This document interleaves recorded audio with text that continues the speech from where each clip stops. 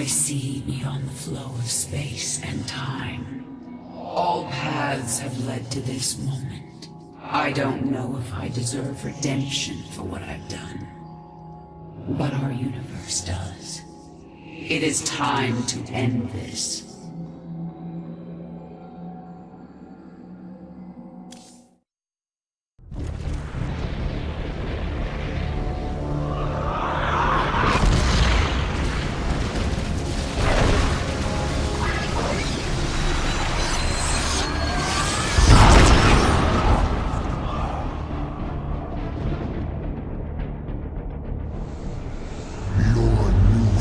Strength gives you no advantage here. I have fought and killed Xel'Naga before. You have never faced anything like me. Sarah, Artanis and I are in position, and we're not leaving, so don't even say it. Now what's the plan? Amon is enveloped within a barrier of energy. His void crystals make him nearly invincible. But they are also his weakness.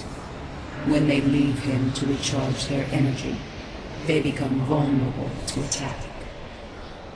We cannot take them down alone. His strength is too great in this realm. You have yet to see my power. We will bring his barrier down. Then I will finish it. Looks like this is our last dance, darling. Let's get going.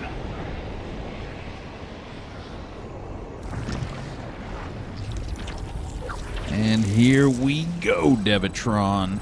Welcome back to StarCraft 2, Into the Void. This is Mission 3, Amon's Fall, and the grand finale to Legacy of the Void.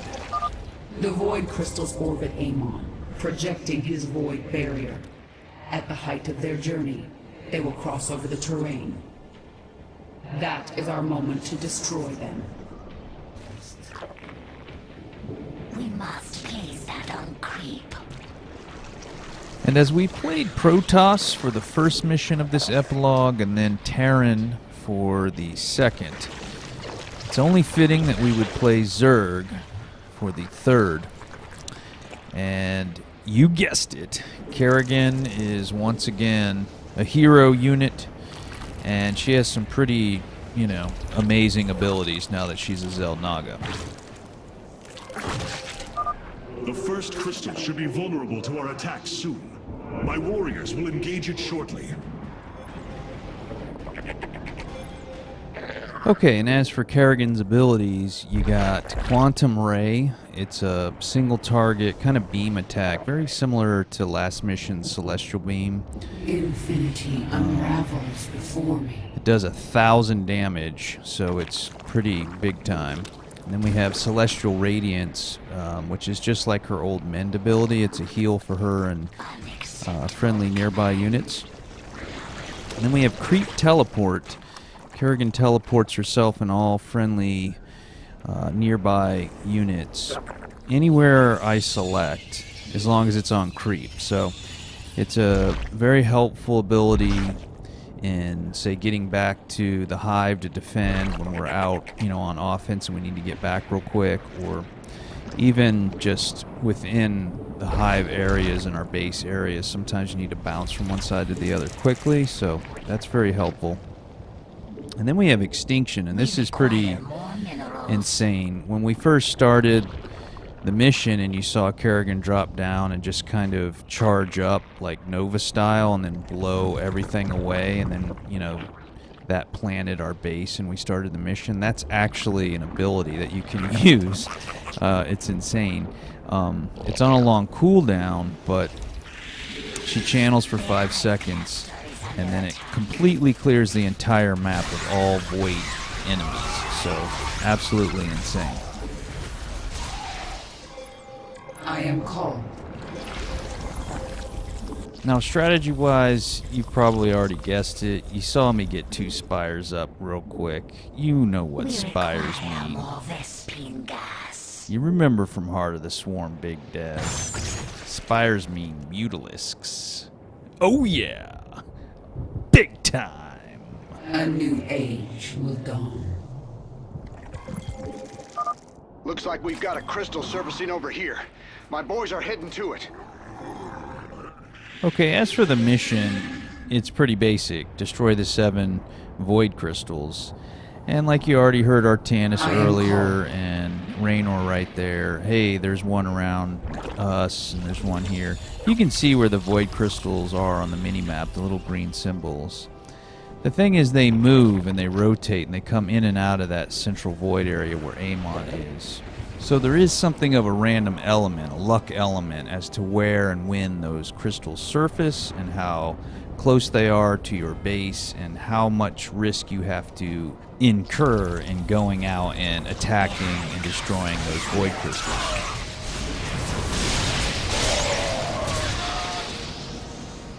The final stand begins now. Now, the other big problem with going after a void crystal is that they emanate this damage aura, and it'll kill your units pretty quickly, especially if they're not fully upgraded. And they take a lot of damage in order to kill, so you're going to be hanging in that damage aura for quite a while trying to take one down.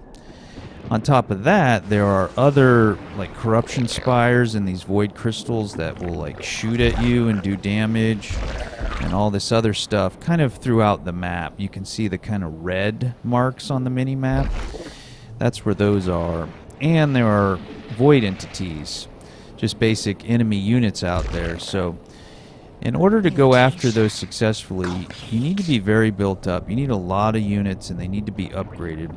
And all of that is kind of why we're holding up and building up. We're not striking out. We're not responding to Raynor or Artanis. And we're just getting, built up, bee-burner style. Damn, this can't be good. Ground's shaking under our boots here.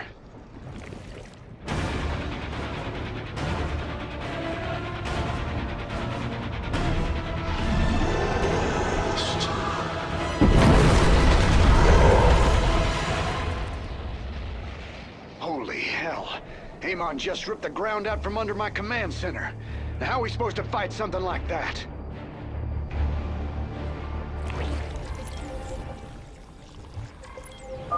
We must set up multiple bases if we are to survive Amon's assault. It is only a matter of time before he comes for the rest of us. Let him come. The swarm is well prepared.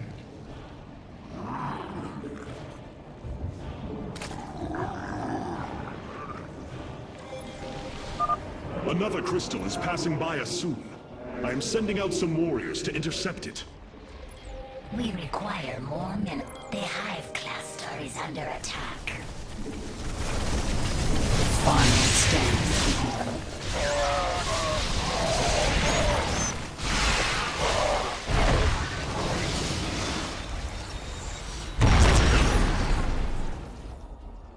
Okay, there you saw Extinction. And obviously I didn't need to do it to win that little skirmish, it was already over. But the reason I did it is because my allies, Raynor and Artanis, are out there fighting. And that's going to just clear the whole map, so that'll make it easier on them.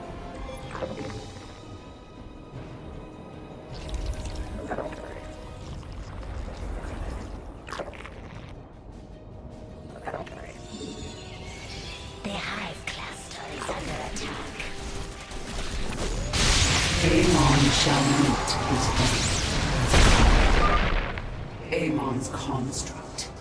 His reach is long here in the void. He will attack us at every turn. Now the other big problem, as you saw in the little breakaway scene, is that Amon periodically will pop up behind your base or your allies' base and just take a big chunk out of the ground and all the buildings and units with it. So that's what happened to Raynor, and eventually it will happen to us. Void crystal's swinging by again. Raiders, let's help bring that thing down.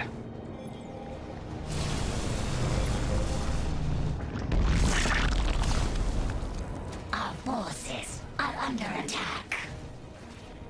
Okay, there was a little bit of bad luck with the Void construct out there, kind of popping into existence and then being in range and taking down our hive. But we can rebuild it, no big deal. In fact, I'm going to put a second one on this right flank here because that one that I had already built was low on hit points. And you may be wondering, like, why are you doing this in the first place? Putting hives out there and then not really using them. It shall be. Well, the reason is they're just walls. They're basically distractions. They have a lot of hit points, and the attacks always come from one of those two sides. And they're just going to buy you time in order to come back and defend. And what I noticed in playing this mission a few times is if you don't have something to distract the enemy, then they're going to come after the stuff that really does matter.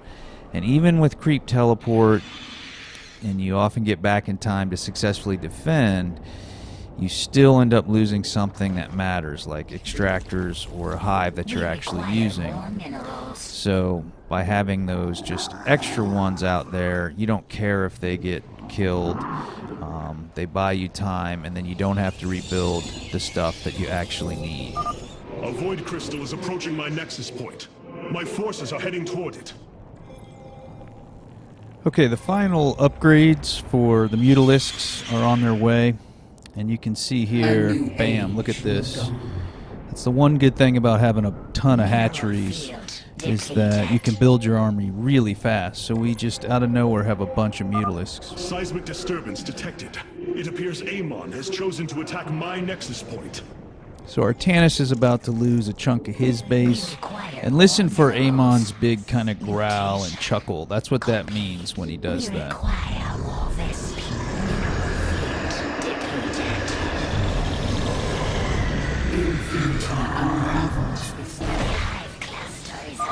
Be on your guard, Kerrigan.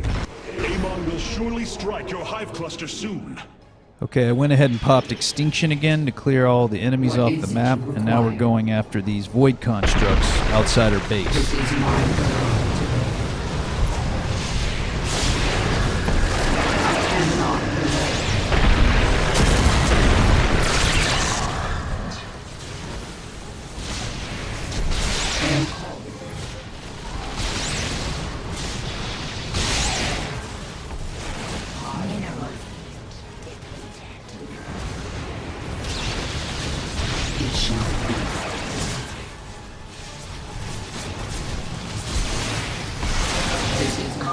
I sense Amon's focus has turned to my swarm.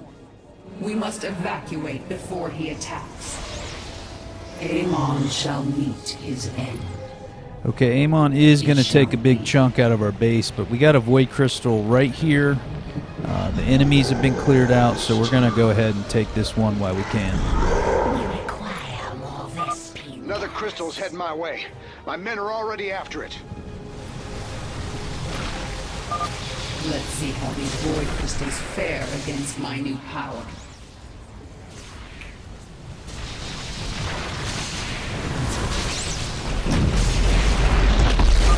The first crystal is down. His barrier weakens. This is my burden to bear. The hive cluster is under attack. Final stand begins now.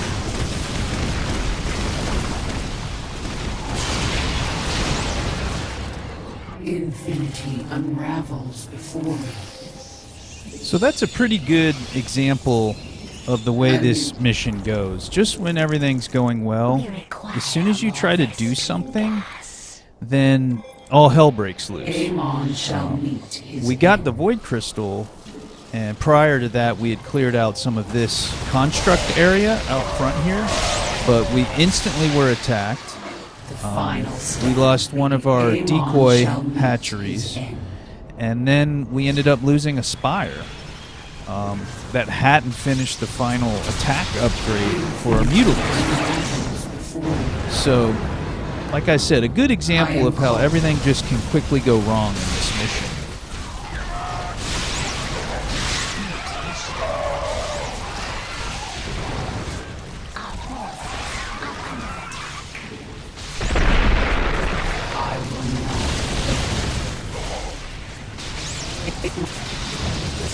We require more speed.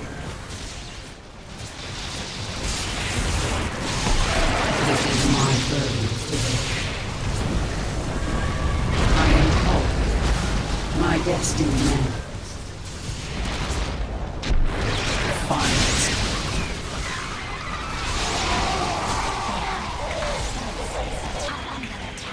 Not enough energy.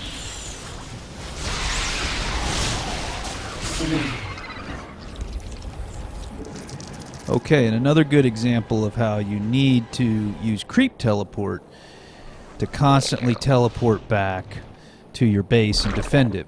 Otherwise, you'll just get overrun. So even though you can kind of be close to finishing whatever it was you were working on, you must teleport back and defend. So again, I've mentioned how this is a pretty easy mission. I think I beat it first try on both hard and brutal, but it doesn't mean that you can just waltz through it. There are a lot of things you need to really be on top of so that you can keep moving forward and not have to play too much catch up.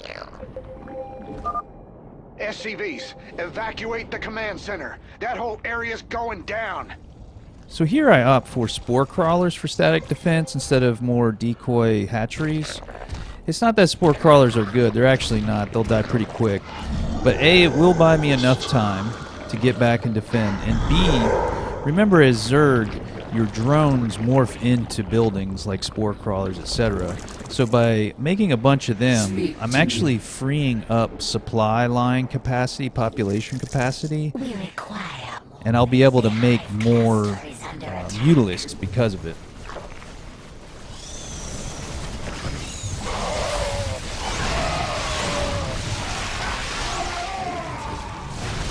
I will not.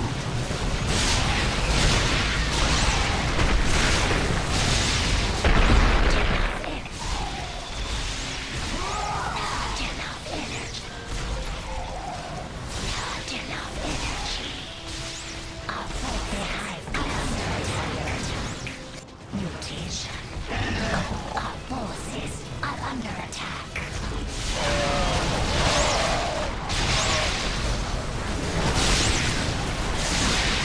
We require more. I will not. I am called. I can see. What is it? Final damage.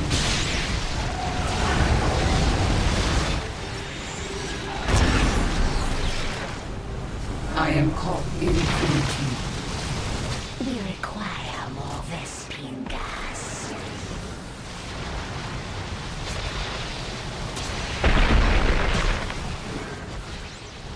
A new age will go. You cannot hide behind your crystals, Amon. Begins now. So got a little lucky break there as I was just clearing out all these nasties outside my base. Void Crystal popped up, got that one taken care of, so we're 2 of 7, looking pretty good.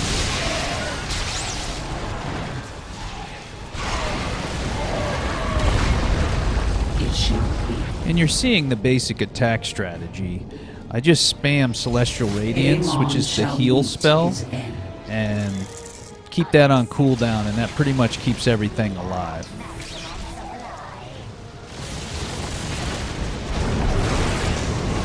I strike at the enemy. Amon is preparing to strike my nexus. Be wary, Kerrigan. Your hive cluster is next.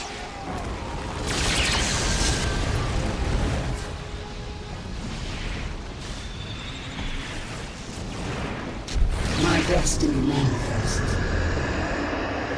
It shall. What is it?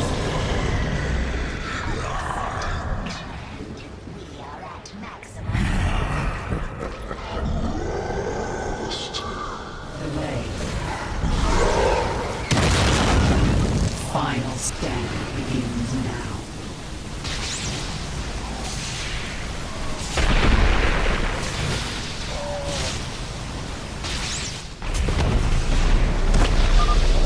I feel your power weakening, Amon. Cluster is under attack. Amon shall meet his end. So you're also seeing I will not. how good the Mutalisks are now that they're fully upgraded. What is it? and now that we just have, you know, a ton of them. In the beginning, things were kind of taking a minute to die, you know, especially these high hit point constructs, but now everything's just melting and it's beautiful.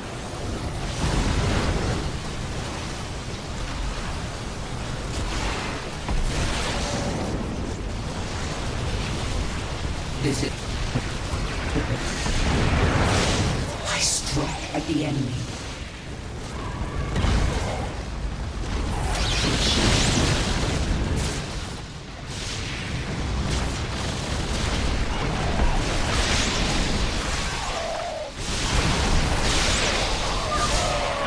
Celestial radiance will mend my wounds. Now the other thing with the Mutalisks on this mission, just like the other two Epilogue missions, you're not in control of your upgrades, and you're just supplied with a preset bunch of them. And as for the Mutalisk mutation, remember the Sundering Glaive, which did bonus damage against armored targets? That would have been just ideal and made this mission even easier than it already is. Instead, they give you rapid regeneration, so it's actually pretty useful because sometimes the Mutalisks get out of range of Kerrigan's heal spell, and as long as they're not in combat, they'll just heal up on their own and they'll be fine. So it's not an ideal mutation, but it's not a bad choice for this mission either. Begins now. Enemies attacking my vitals. Minions flee now! Your allies will suffer for this.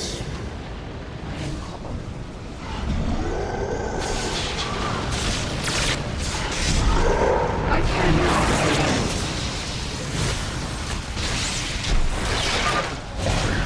Forced to become this, just as you were, torn from everything I knew.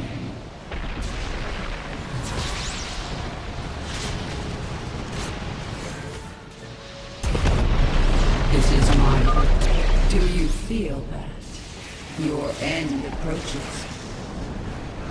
Unacceptable command. We are at maximum supply. I am caught.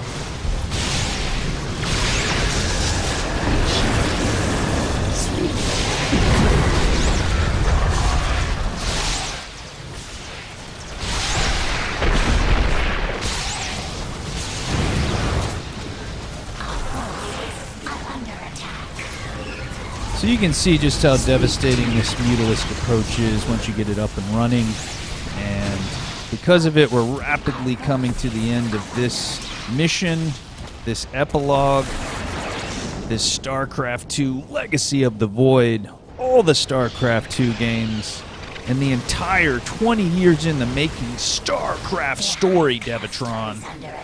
I hope you've enjoyed watching it. It's been a lot of fun making these videos, and a lot of work. Enjoy the end, and we'll see you in the next video game. I see your truth, Kerrigan. You are no champion of light. Murderer.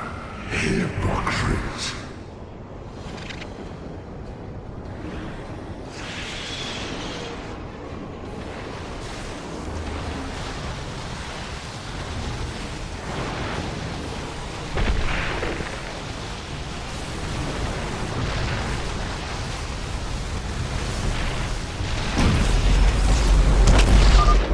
Finally, the barrier has fallen.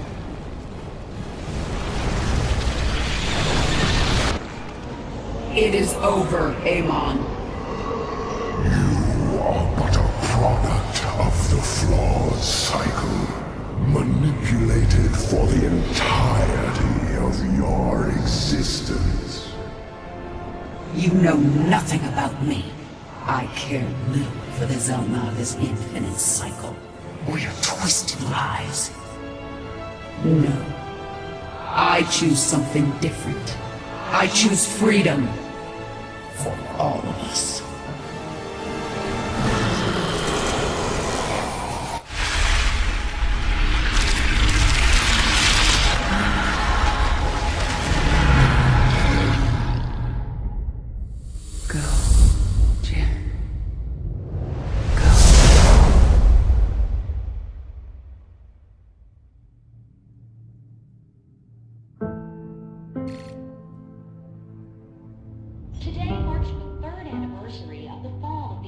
Empress Meng's regime. To memorialize this milestone, Emperor Valerian Mengsk held a monumental celebration in the capital wing of Augustgrad, heralding in a new age of peace and prosperity within the Terran Dominion. On the Senate steps, Admiral Matthew Horner reaffirmed the military support of the new Dominion government and expressed his optimism for the latest rounds of peace negotiations. Hearts and minds, man. Just like you always said. You know, Matt, someday you're gonna wind up leading this bunch of misfits. I made a deal with the devil, Jimmy.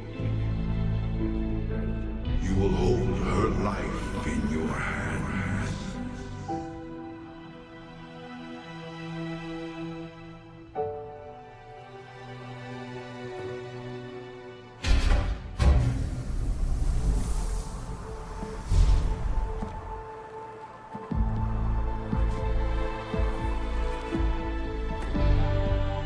You about ready to get out of here, cowboy?